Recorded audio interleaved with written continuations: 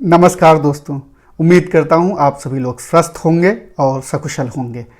सरदार पटेल युवा केंद्र की तरफ से ये जागरूकता अभियान लगातार चलाया जा रहा है कि किसी भी तरीके का कोई कन्फ्यूजन ना रहे, कहीं कोई भ्रांतियां ना रहें। इसके लिए सरदार पटेल युवा केंद्र लगातार काम कर रहा है और इसी कड़ी में ये आज का वीडियो है जिसमें कि आज हम बताएंगे कि किस तरीके से इन्फ्लुएंजा वायरस और कोविड में समानताएं हैं और ये दोनों एक दूसरे से किस तरीके से अलग हैं।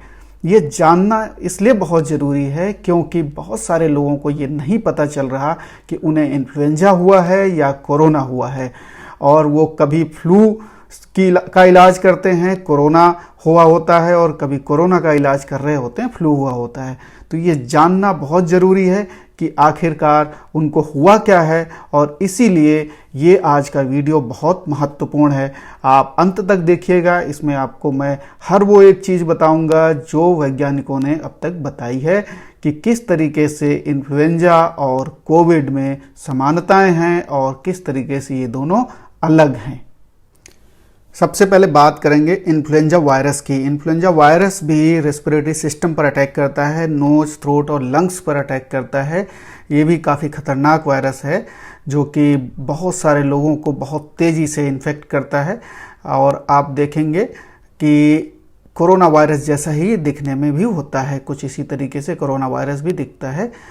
और अगर इसके कॉमन सिम्टम्स देखे जाएं तो इसमें भी आपको सिर दर्द होता है, बदन दर्द होता है, नाक बहती है, आपको काफ़ी हाई फीवर आता है, गले में दर्द होता है, आपके मसल्स में दर्द होता है, आपको कफ वगैरह आता है, और वोमिटिंग या जॉइंट पेन, ये सारे लक्षण आपको इन्फ्लुएंजा में देखने को मिलते हैं।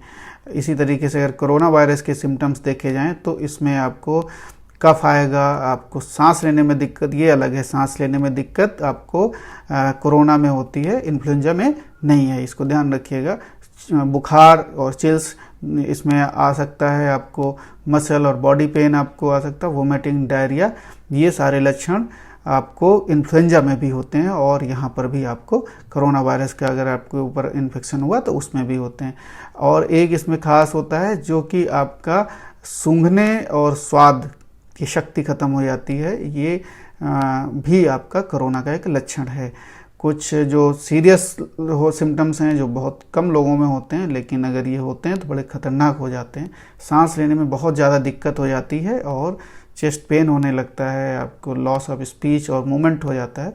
तो ये कुछ सभी में नहीं होता, लेकिन कुछ खास सीरियस सिम्टम्स हैं ये खास ऐसे लोगों में जिनके अंदर पहले से कुछ बीमारियां होती हैं, उनमें ये ज़्यादा देखने को मिल रहा है। तो ये आपको एक जैसे सिम्टम्स हैं जो दोनों इन्फ्लुएंजा में और कोरोना वायरस में पाए जाते हैं। ये सिमिलैरिटीज़ क्या हैं इसमें कि ये दोनों ही रेस्पिरेटरी सिस्टम को डैमेज करते हैं, रेस्पिरेटरी सिस्टम पर अटैक करते हैं। दूसरी कॉमन चीज़ क्या है इसमें, ट्रांसमिशन जो है इनका कांटेक्ट से, ड्रॉपलेट से या फोमाइट से होता है। यानी कि अगर हम किसी चीज़ को टच करते हैं, हमें इन्फेक्शन है, हमने टच किया, तो अगर किसी और ने उसको टच किया तो उसको भी हो सकता है। अभी जो लेटेस्ट है ये इसमें आया है कि सरकार ने कहा है 10 मीटर तक ड्रॉपलेट्स जा सकते हैं एयर में, तो हमें डबल मास्क लगा के रखना है। तो ये इस तरीके की कुछ हमें सिमिलैरिटीज़ मिलती हैं जो दोनों में आपने देखा लक्षण लगभग एक जैसे हैं, और इनके लिए हमें आसानी से पहचान नहीं सकते हैं कि हमें कोरोना हुआ है या इन्फ्लुएंजा हुआ है। अंतर देख लेते हैं और उसके बाद मैं बताऊंगा कि फिर आपको क्या करना चाहिए। अंतर दोनों में यह है कि कोविड-19 का जो इंक्यूबेशन पीरियड है ये थोड़ा लंबा चलता है, ये 5 से 7 दिन में आपको बीमारी पता चलती है। इन्फ्लुएंजा शॉर्टर होता है, 1-2 दिन या 3 दिन में ही, 2 दिन में ही बीमारी पता चल जाती है। इसका सीरियल इंटरवल 5 से 6 डेज है, इसका सीरियल इंटरवल 3 डेज है। आपको कोविड में प्री सिम्टोमेटिक ट्रांसमिशन जो है, यानी कि लक्षण आने से पहले का जो इन्फेक्शन का जो ट्रांसमिशन है वो नहीं के बराबर होता है, मतलब बहुत ज़्यादा इशू नहीं है इसमें, मेजर ड्राइवर नहीं है ये। लेकिन इन्फ्लुएंजा बहुत तेज़ी से फैलता है, प्री सिम्टोमेटिक ट्रांसमिशन इसका बहुत ज़्यादा होता है। सो ये ख्याल रखने वाली है कि इन्फ्लुएंजा बड़ी तेज़ी से फैलता है, कोविड से भी तेज़ी से फैलता है, लेकिन उस में जो मोर्टेलिटी रेट है इन्फ्लुएंजा में वो बहुत कम है। बिलो 0.1% है, लेकिन कोविड में मोर्टेलिटी रेट बहुत ज़्यादा है। इसके 3 to 4% मोर्टेलिटी रेट है, जो कि अभी तक आंकड़े आए हैं। बहुत सारे तो आंकड़े अभी आए नहीं, दर्ज नहीं हुए हैं, वो अलग है, लेकिन जो आंकड़े हैं वो आंकड़ों के आधार पर 3 to 4% है। ये बहुत ज़्यादा है इन्फ्लुएंजा के कंपेयर में।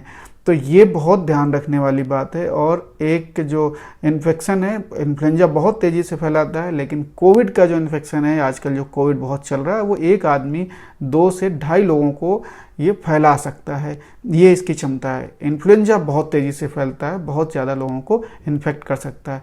लेकिन चूंकि आपने देखा कि हम बात कर रहे थे कि कैसे पहचानें, क्योंकि दोनों में जो सिम्टम्स हैं वो एक जैसे दिखते हैं, तो अब बड़ा कन्फ्यूजन है लोगों के अंदर, और इसी कन्फ्यूजन को दूर करना हमारा मकसद है इस वीडियो का।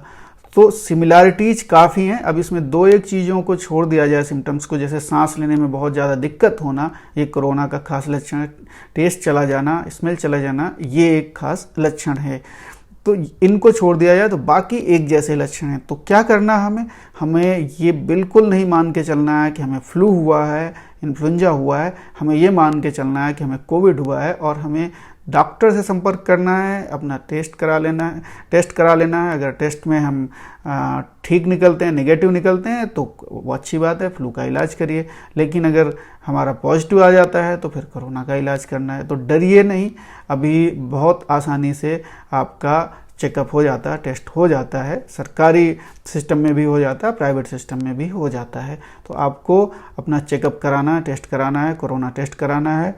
भले ही सिम्टम्स आपको इन्फ्लुएंजा जैसे लग रहे हो, क्योंकि इन्फ्लुएंजा और कोविड में एक ही जैसे सिम्टम्स नज़र आते हैं।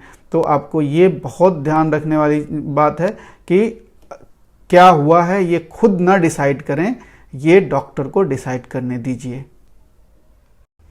जैसा कि आपने देखा, काफ़ी सिमिलैरिटीज हैं कोरोना वायरस और आपके इन्फ्लुएंजा वायरस में। तो ये बिल्कुल नहीं करना है आपको कि आप खुद से इलाज करने लगें। आपको डॉक्टर की मदद लेनी है, आपको कोविड टेस्ट कराना है। अगर उसमें नेगेटिव निकलते हैं तब ही मानिए कि आपको इन्फ्लुएंजा हुआ है। उससे पहले आपको यही मानना है कि आपको कोरोना हुआ है, और उसके लिए आपको नज़दीकी जहाँ भी स्वास्थ्य केंद्र हो वहाँ पर आपको जांच करानी है।